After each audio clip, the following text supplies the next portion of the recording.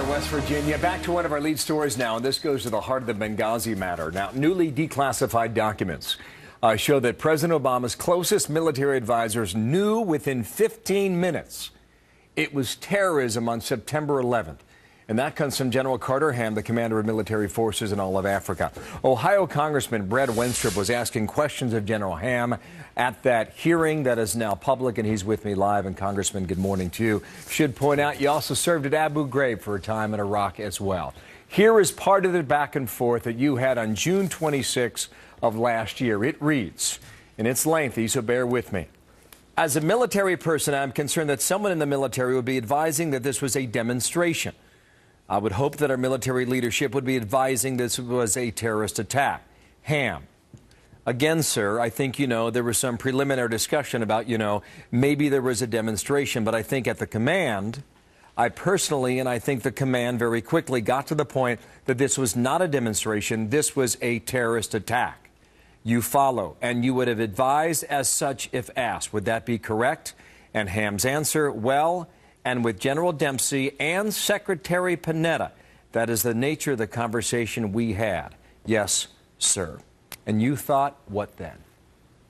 Well, Bill, as you mentioned, I served in Iraq, and I was in a place that was under attack 2 or 3 times a week, sometimes more. So I understand the differences between the types of attacks. Also, we had demonstrations outside of our walls. So I had a good understanding of the situation. And at the time when this happened, I was not in office. I had just won an election, and I'm watching this like everyone else. And as I watched this, I thought to myself, who is calling this a demonstration? I hope that our military isn't calling it a demonstration.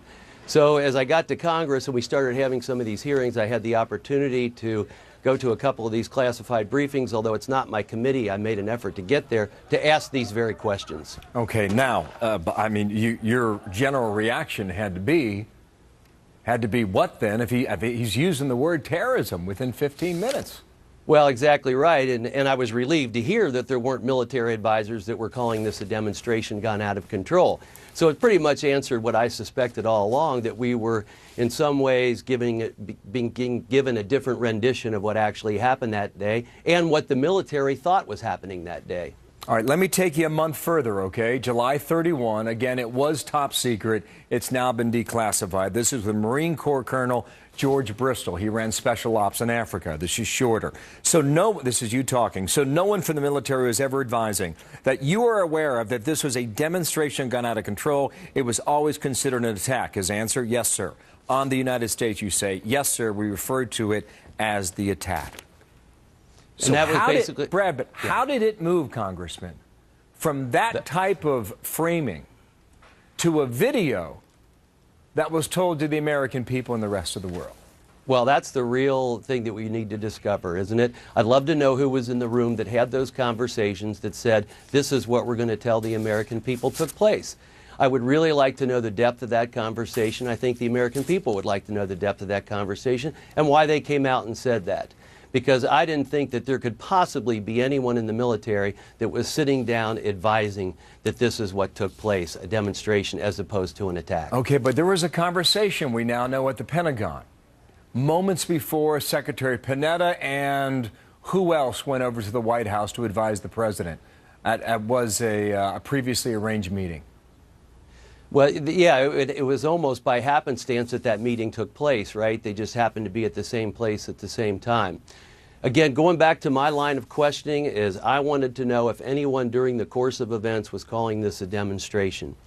So what happened after that? I think the administration has to answer to the American people on why they came out with what they came out with. Would Leon Panetta know that answer? Because based on these transcripts, they fingered it, they identified it as terrorism, they went to the White House that same afternoon, and one would assume they delivered the information they did. So how did it go from that to something entirely different? That's what the American people deserve an answer on. As you heard General Ham say, that calling it a terrorist attack is what he and Panetta discussed, that's what they felt it was. And that was the conversation that they had. And I'm glad he was forthright in coming forward and saying that. Quickly, in the few seconds I have left, this is top secret stuff. It's now declassified. How much more is coming out? Can you answer that? Well, I think that the bulk of it has been released. There may be some more. I haven't gone through the whole thing to know if they're still holding some back. So we'll wait and see, but there may be more. All right, we're out of time. Brad Wenstrup, sir, thank you. Congressman from Ohio.